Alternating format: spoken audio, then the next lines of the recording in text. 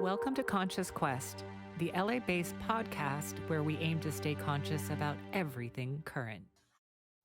Hello, everyone, and welcome to yet another episode of Conscious Quest. I am your host, Sarah Parlow. And I am Rishi. And today we are continuing with our series about how to change your mind. Last time, for our previous episode, we had talked with Rishi about the use of psychedelics and ketamine, the history of these substances, and how they're being applied in the modern sense. And where are we going to go today, Rishi? So we are going to talk about neuroplasticity, which is a very interesting subject, and then how to best use it to unlock and get rid of some trauma that we all carry. And how can we heal? Beautiful. I'm so excited about today. And I want to start, first of all, with a quote. And this is from an ancient Chinese philosopher by the name of Lao Tzu. And he said this, you might recognize this, everyone. Watch your thoughts, they become your words. Watch your words, they become your actions. Watch your actions because they become your habits. And watch your habits because they become your character. Watch your character because it becomes your destiny. So I guess the point of that whole saying is everything begins with your thoughts. And for those of us who are stuck in sort of patterns that do not serve us, what Rishi has to talk about today is so valuable. And so how would we define neuroplasticity, Rishi? Well, it's a great question. And I think the first time neuroplasticity was coined was back in the early, I think like 1920s, right around there. And we started having more of a theory on the brain. It's interesting how much knowledge that we've gained in just, 120 years about our brain. And, even for the longest time, it's so funny. In Egyptian times, people thought the brain was just an organ that released heat, and didn't really understand even how we thought. And of course, we know that's not the truth and how important our brain is. And of course, our mind and our programming and everything else is, contained within the brain. Neuroplasticity is a concept, and it's where your brain is continuously changing, right? It is something where your brain is composed of about 80 trillion about 80 trillion neurons, which is quite a bit. These are all, and neurons are your nerve cells or your brain cells. And each one of these cells have the capability of connecting with other cells. And once they connect with more than one cell and they connect with other cells, neurons, I should say, they make a network. And this network, through a miracle of nature, and through millions and billions of years of evolution, we're able to then have programming. We're able to think, we're able to have concepts and able to see in everything that we do as conscious creatures. And the idea of neuroplasticity is that your brain is never just in one position. It is always constantly moving. So for instance, if you have a new memory, there are parts of your brain called the hippocampus that will change shapes, right? It'll change in order to then capture that memory. It is an amazing process. Of course, we're still learning how it is, and maybe we will understand that one day fully. But the word neuroplasticity means that your brain is constantly changing. And now I want to make a point, Sarah, is that the brain will change even if you don't want it to. It is a unconscious thing. And so either you change the brain or someone else will, or your environment will. And that's the part that we all have to be, consciously on the quest for. Hey, so again, either you change it or someone else will. And that's the interesting part about neuroplasticity. That is a brilliant point. So who is the master of your life? Are you at the whims of your environment, or are you the one controlling the ship. And it's beautiful. In the Bhagavad Gita, it talks a lot about how the five senses are like five different horses that drag you along in your chariot. And unless you are the one in conscious control of your mind, then you're at the mercy of your senses in a way. So yeah, you nailed it. Neuroplasticity is the ability to alter brain structure in response to an experience. And apparently there are certain critical periods that the brain goes through developmentally at certain times. Like when we're young, it is incredibly neuroplastic because it serves the survival of the organism to really be a sponge and take in a lot of information and grow exponentially. But of course, this type of growth is not sustainable or would be good for us because it would lead to, seizures and probably other health issues. But it's interesting that there are these sort of cyclical natures to how neuroplasticity works. And I listened to a TED Talk today by Dr. Laura Boyd, who is a researcher from the University of Vancouver. And she said that every time you learn a new fact or skill, you are in essence changing your brain. And that the biggest driver of change in your brain is behavior. And I thought that makes a lot of sense. That's it's super interesting, of course. Yes, and go on. Like I want to hear more if you have something more to say about it. So essentially, it's not true that we could just take a pill as a substitute in order to change the plasticity of our brain. We actually do, as we've indicated before in previous episodes, we have to do the work. So what is the work and what does that look like? And you have some interesting tools in your arsenal specifically to help with brain plasticity. Oh, for sure. I think again, part of life, again, what you said before is that there's different phases, that we go through in terms of neuroplasticity. And of course, when we're young, we are sponges and we're able to, make the changes quickly. We're always learning something. When you're a baby, you have to learn even what a ball is or who your parents are, how to get food, how to communicate. So it's constantly in this massive flux. But what's interesting is that it can become static later on, and especially people who are stuck in their ways. Well, actually they might be, as we get older, for instance, it's more difficult to learn things, for instance, if you were to learn a language before the age of 12 and were to really nail it, you wouldn't actually have an accent. I mean, you wouldn't. But if you learn a language after 12, for some reason, the age of 12 is a very important cutoff for that. And then you learn, but you'd always have an accent. So if you move to Germany at age 14, you might still have like an American accent, and if you're speaking in German. And the tools that we have, I mean, I think that cognitive behavioral therapy, any type of therapy to help you think in a different way, is one of the things. DBT therapy as well. We can touch on EMDR as well. EMDR, which is eye movement desensitization and reprocessing, which is just a way for us to unlock trauma memories. So the way that we actually learn traumatic memories is a different process than what we do for normal memories. And EMDR was a process that was developed starting in about the 80s. Using science allows us to go back and to push them into different directions so they're not as strong, causing loops. At our clinic, as the administrator of the program, we have a lot of our clients using ketamine, causes neuroplasticity, which is very interesting and useful for them. We can talk. I've talked at length about ketamine. We also use TMS as well. Hypnotherapy can cause neuroplasticity, but other things in life can cause neuroplasticity. If you learn anything, that's causing neuroplasticity. If you travel, there is people love traveling because it puts them in a state of a neuroplastic state. I know, Sarah, you love to travel, and it feels like an adventure.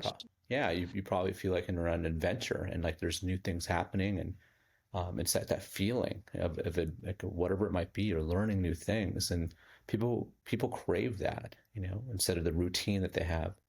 learning a new instrument, learning anything, using your left hand to pick up. If you're right-handed and you use your left hand to do anything, that's causing neuroplasticity. Lifting like weights actually causes. So whatever it is that we're really engaging our brain, that's going to cause the neurons to fire. You're going to have increased neurogenic growth factor (NGF), which is it's like a miracle grow for your neurons. You pour some of that NGF in, it'll grow your neurons a little bit. Yeah, I mean, there's all kinds of things we can do. So, in order to connect with what we said earlier and what you're saying, it's really about behaviors. Behaviors are what drive the change in the brain. And I love that you brought up travel. The thing that I love about travel personally is that when I'm in a new environment, I'm not relying on my mental shortcuts. I'm having to be more hyper aware. It almost feels like your sense of survival is sharpened because you're in a new environment. And so, yeah, you're taking things in a way that you probably wouldn't. Um, we were talking a lot about trauma. And one of the things I'd like for us to point out about trauma is when we have these sort of intense negative experiences or memories, what seems to happen is these things get magnified in the brain and they can actually interfere with our functioning. And so that's why there is so much research about addressing this. And let's face it, all of us as human beings, just by living, have trauma. And I think that there have been a lot of modalities used historically. There is trauma work. I've done trauma work with coaches like Mastin Kipp, and some of that work is really about diving into that experience. The problem with it is really you're kind of reliving it in a way, which can be really intense for a lot of people.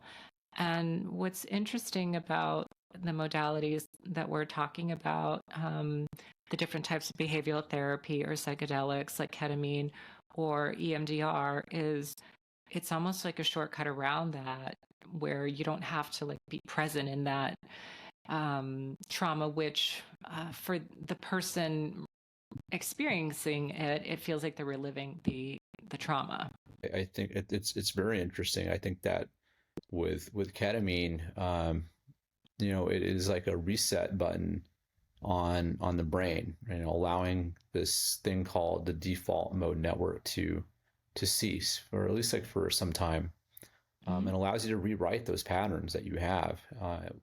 But I think that there's a lot of other research that shows that with ketamine, if there is something subconscious, I think Carl Jung he loved talking about the collective subconscious, right?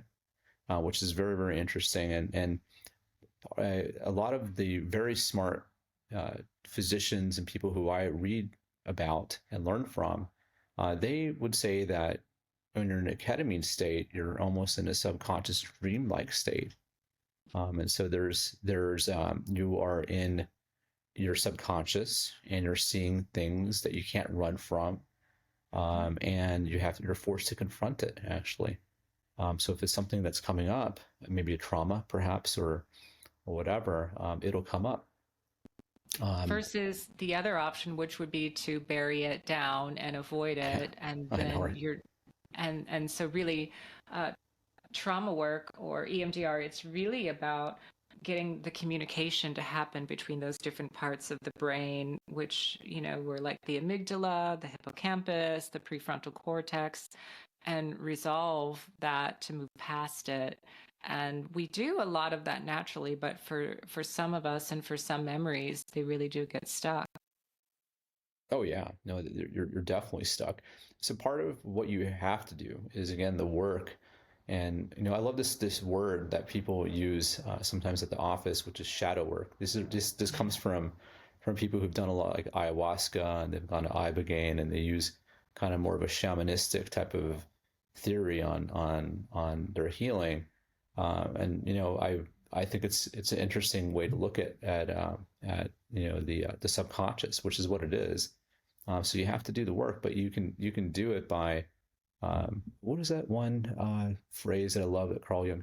Unless you bring the subconscious to consciousness, it will run your life and you'll call it fate, right? And that And is that so is so true. true. Yes. Yeah. Hmm. Yeah. And so you have to then understand if there's something that's been bothering you, it won't, I mean, it could, I mean, theoretically, I mean, people try to bury things and maybe they will kind of go away. But if it's something that's been really, really awful, you try to bury it and it's kind of, you build these psychological defenses, but they'll break through, and maybe stressful times, maybe, and you'll snap at somebody that you didn't mean to or normally wouldn't have, or at nighttime, people actually their subconscious defenses go down at Yeah. night, and they'll have nightmares at night, in the evening. They'll start taking medicines to kind of make sure they sleep, and so it's better to confront them and And allow so them to one, fester. yeah, and I love that you brought that up, this idea of shadow work. And one thing, one tool that I've used in the past is when certain feelings that are uncomfortable come up, I try to interrogate them. I say, I see you're here. Welcome to the table. I'm not going to push you away. What do you have to teach me? And just by acknowledging those feelings, I almost feel this immediate like lessening of their intensity. And, again, with trauma work, there are these sort of theories that we have different parts of ourselves deep within, maybe arrested at certain ages when we had a specific trauma, like, your father spanked you when you were 5 years old or something. And so there are these sort of like parts within us of different ages that just want to be seen and acknowledged. And that is truly what I think of when people say doing the work. It's that work of integration, of Well, taking all you know these. who else said that? It was Who? Carl Jung. Carl Jung. Okay. Yeah, I never really knew who I was in terms of my philosophical bend on psychology, because I'm not a, I didn't go into psychology as like as an undergrad or in grad school, but over the last decade of just really being into the work. So Mhm. yeah, so his goal was to integrate all your parts, and I think that Freud, his predecessor, I mean, he was very famous for bringing the theory of the subconscious out, right? So, and then of course Carl Jung just wants you to integrate your subconscious and your conscious, and of course there's this other thing called the collective subconscious or unconsciousness. And I find that a very interesting thing. You put together the whole, into, make the parts into one, and that way everything's in harmony. And it's a magical thing when it happens. I hope all of us get there one day. Right. Yeah. I'll let you know in 20, 30 years how that is. Brilliant. You had a few more details that you wanted to share with us about ketamine and how it works. Is now a good time to go into that a Sure. little Yeah. No, bit? it's always interesting time. So again, like ketamine, it is not a miracle drug. So the way Mhm. that you or anyone should look at ketamine or any of these other motifs, these modalities of treatment, is that you have to put the work in, right? And the work is working with a therapist and using the cognitive behavioral therapy, or if you're using hypnotherapy. Now, I've learned recently hypnotherapy is extremely effective, and it's gone out of favor, kind of, but for many many years it was actually the treatment, and actually is very effective for PTSD. And if you were to combine, so ketamine, what you want to do with ketamine is you want to have your intention going in, and whatever it is that you're working on. So there's always an intention that you have, and what it might be, and then that is the intention phase. And this is maybe for any type of like treatment, but especially for ketamine. And then you'll have your journey phase or trip phase. I don't like using the word trip because that sounds too hokey. It's very Throwback to, 1960s. yeah, it's the 60s. We're on a trip, man. It's your journey or experiential phase. You're experiencing it.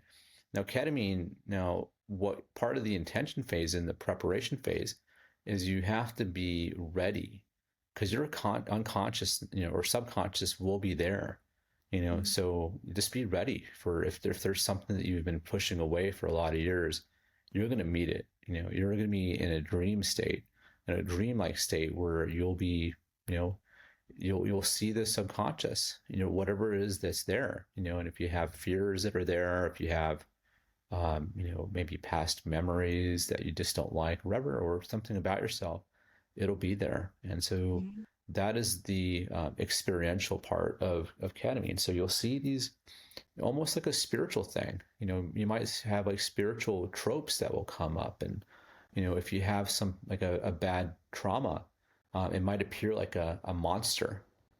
Now, the cool, interesting thing about ketamine is that ketamine, it will reward you if you deal with these things, and it'll also punish you if you don't. So if you run away from the monster will become more scary. But if you head towards it, it might turn into, an angel. It might turn into like a field of flowers or something to reward you. And then you'll come out of your state once the medicine has been worn off, and you'll have the integration phase. And the integration phase is the most important part, because then you have to connect the dots of what you saw. So what did you see? Well, I saw a monster. But when I started confronting it, I realized, that I wasn't, that wasn't the monster, and the whole situation wasn't as bad as I thought it was, or whatever it might be, right? And that's like the part where you have to kind of really put together, and that's through, either your own work that you're doing with worksheets or something, or hopefully a therapist. And the integration phase can take a long time, so just go back to your therapist and put all that together, and eventually you'll have a greater understanding of yourself. And you don't have to run away from yourself, and the things that might have happened might have like a less effect on you in an emotional way, because again, ketamine can allow you to have a greater neuroplastic state, and maybe if you intend to have less, of a emotional response to your memories, then it is very possible for you to then reprogram yourself. And what you're really indicating is this sort of mental or conscious alchemy and the magic of transformation. And I think what's really powerful about what we're talking about today is that a lot of people don't have language or understanding of what the emotional landscape is about and how to navigate it. And so, what happens when we don't understand something, we tend to fear it and we tend to run away from it. So, I think that you're giving our listeners a really great just Right. model in which to, I mean, we could confront those demons or whatever just in our waking state of like, oh, here's that feeling again, like don't run away from it. What is it here to tell you? Right.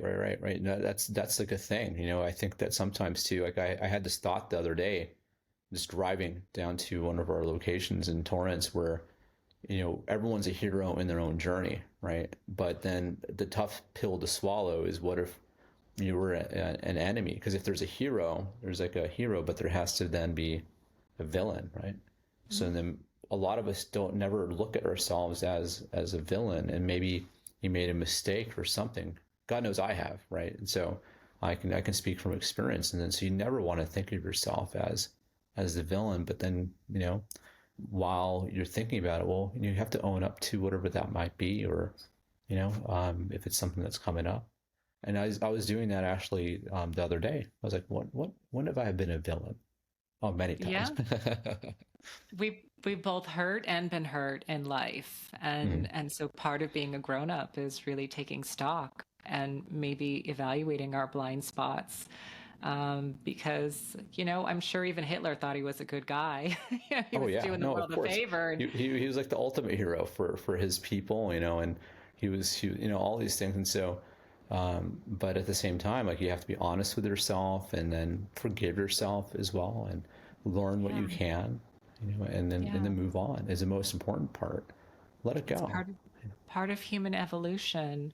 And so, what I'm really hearing you say, Rishi, is we are in all of these processes and all these attempts to understand our inner world and inner consciousness, we're confronting some of our habits. And habits are these very powerful pathways that we lay down in our brains and we keep reinforcing over Mm. and over and over again. And it I think kind of peaks in as we get older. I feel like specifically our age where we're at right now, we've really What, ingrained 30, 32? 32, 33. We really ingrained some mental habits. And so in his famous book, The Road Less Traveled, M. Scott Peck talked a lot about these mental maps that we have, and that the work of spiritual growth is we think we have a map and it's accurate, but then we come across new information and we have to revise that map. And revision of the map takes energy. And that is the work of growth, is expending energy to constantly expand the map and understand more. Because that saying, the older I get, the less I know. Oh, yeah, certainly. Yeah, I think to bring back a point too about you can develop these habits, these mental habits that are good and also bad. So if you're used to life about flogging yourself and denigrating yourself, or again, like the quote that you said at the beginning is like, watch your thoughts.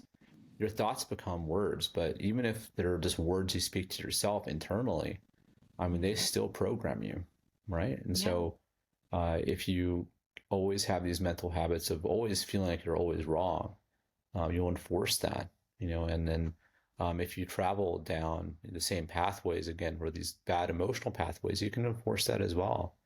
And so it's just, yeah. We have, and as we get older, the more that we travel a road, just like anything, our neurons will also have more ingrained. It'll be deeper, these grooves, and it's tough to kind of get out of these mental habits. It sure is. And it's interesting to take stock of that inner critic and listen to what that critic says, and are they kind or not? And really, it's up to us to change the tone of that critic. And we do have a lot of messaging that we internalize from the external world, and we can be our biggest ally or our worst enemy. So I guess the choice is ours, but it sometimes takes some years of becoming conscious of that. So there's a term that I was just thinking about today, which is the authentic self, right? Mm-hmm.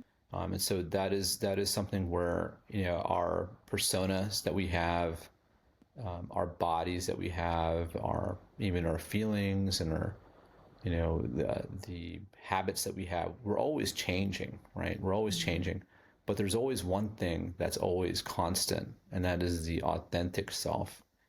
And then part of the goal of being an adult, as we become older and more understanding and self-aware, is to be self-aware of that authentic self, not the persona self, not the whatever it might be that you think that you are, but the real person directing all of that. And if you can become secure in the authentic self, that's kind of the ultimate goal. There's like a word for that in Vedic Sanskrit, which is called samadhi, Yeah. but that's for a different topic altogether.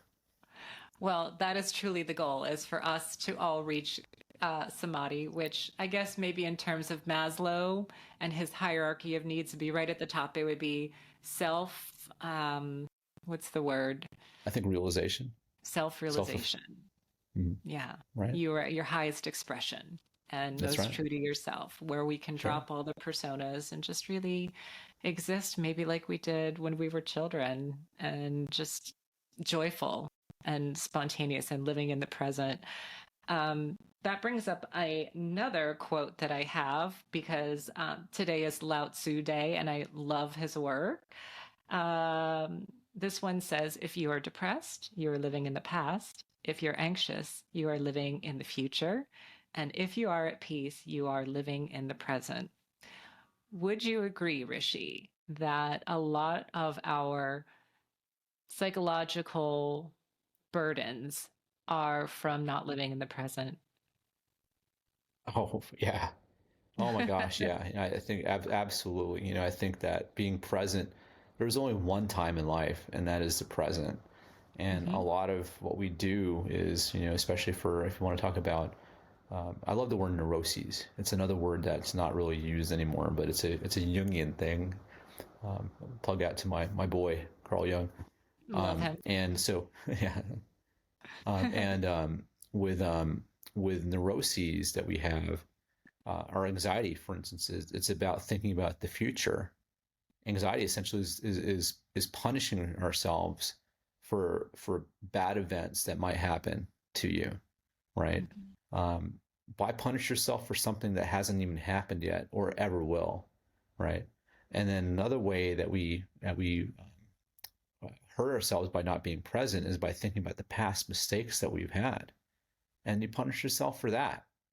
What's the point? You can't go back in the past. It's locked. Right. It's locked. So then learn what you can. But so why punish yourself? Maybe learn. Don't do that again. Like, oh, geez, I won't stick my hand on that stove again. That's probably But smart, right? probably smart. That's good survival techniques. But you won't like punish yourself. Like, God, I can't believe I touched that stove. Oh, So, yeah, I think a lot of our mental issues are from being trapped in the past or anxious about the future. And this is what we're trying to address through trauma work, through, again, behavioral therapy changes, just really getting back to this present moment, which, like you said, is everything that we have. And the there. I have a quote too. Punishing ourselves for bad events that might happen to you, right? Mhm. Um, why punish yourself for something that hasn't even happened yet or ever will, right? And then another way that we hurt ourselves by not being present is by thinking about the past mistakes that we've had, and you punish yourself for that. What's the point? You can't go back in the past. It's locked. Right. It's locked. So then learn what you can. But so why punish yourself? Maybe learn. Don't do that again. Like, oh, geez, I won't stick my hand on that stove again. That's probably But smart, right? probably smart. That's good survival techniques. But you won't like punish yourself. Like, God, I can't believe I touched that stove. Oh, So, yeah, I think a lot of our mental issues are from being trapped in the past or anxious about the future. And this is what we're trying to address through trauma work, through, again, behavioral therapy changes, just really getting back to this present moment, which, like you said, is everything that we have. And the, there. I have a quote too yeah, that speaks directly to that. Yes, I'm gonna just tell you because it's quote day and it's okay, it's quote day. International Quote Day. Right. Let me see here. Surrender to what is, let go of what was, have faith in what will be. So be here, surrender to what is, be Who present. wrote that? That Rishi is someone named Sonia Rakati. I don't Love know who that her. is. Love her. And Ram Dass, right? Be here now. He summed it up in 3 words. So Sure. simple. Yeah. All the great minds. Perfect. Um, and so you do offer EMDR at your clinic. And again, I just really wanted to echo that it's one of these beautiful processes where people can really confront past trauma, but without having to dive right into it. Maybe in a quick nutshell, you can break down what it is. It has to do with eye movement while the person is sort of recalling whatever event it was that is troubling them. Yeah. So it was invented in the 80s, and the way that we have our memories stored in our hippocampus can be accessed by certain eye movements. Now, without going into the science of it, it's very interesting, and I'd like to, but we don't have enough time for that. We can by essentially by moving your eyes across the horizontal plane as if you're walking in nature. It allows you to the brain to actually then go back to whatever memory it is that we're going to direct. And as I mentioned before, our trauma memories are stored in a different way than our regular memories are, right? So it goes from our trauma memories essentially, they go straight from short-term storage into long-term storage in our hippocampus and our long-term memory based off of the amount of emotion that's happening at that time, right? And then anyway, what will happen for if you work with an EMDR therapist, they will walk you through the steps and you'll get to those trauma memories, which is why you have to be ready. And the process to get ready for that is a thing called ego strengthening, because you might be flooded. I mean, like I've been blessed with a life where I have had, obviously I've had trauma, but nothing where it's just absolutely just horrible, right? It wasn't Right.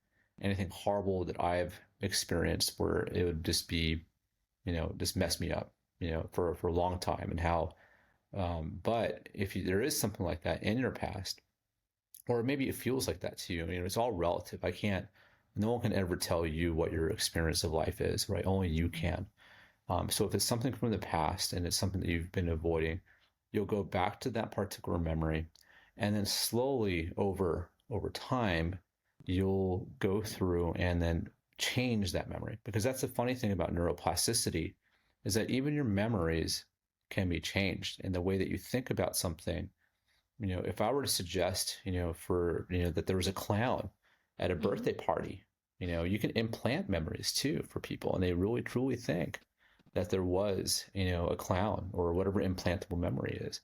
So you'd have like a different way that you would think about. That's why eyewitness testimony is never really reliable, and so we'll even make a memory that's even worse than what it actually was. If you had a paper cut, for instance, but it was at the right time at your wedding maybe, or something, it would be like the most horrible, but it's a paper cut, right?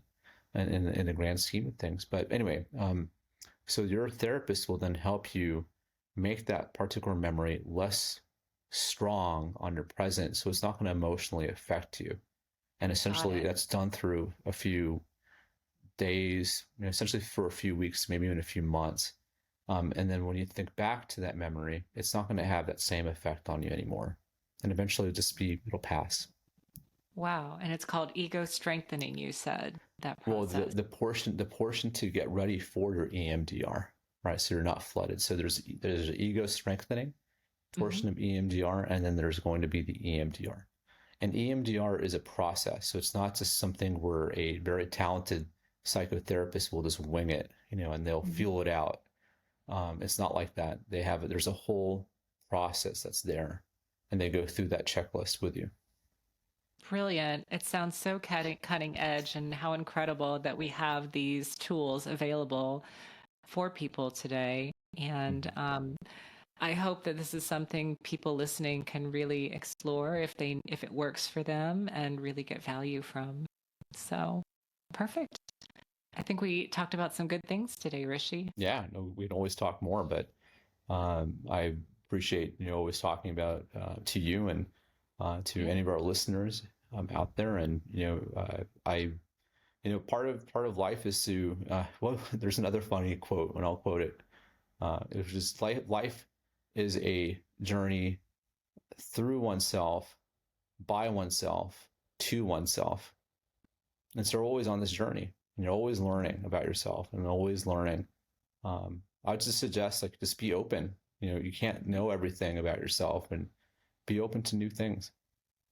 Everybody's got a little piece of the puzzle to help you learn about Mhm. yourself and to help the other person along the way. So, thank you all for listening. We're so happy to continue to bring this content to you. And we will be back shortly to bring you more ways to stay conscious. Thanks, everyone. Have a good night, everyone.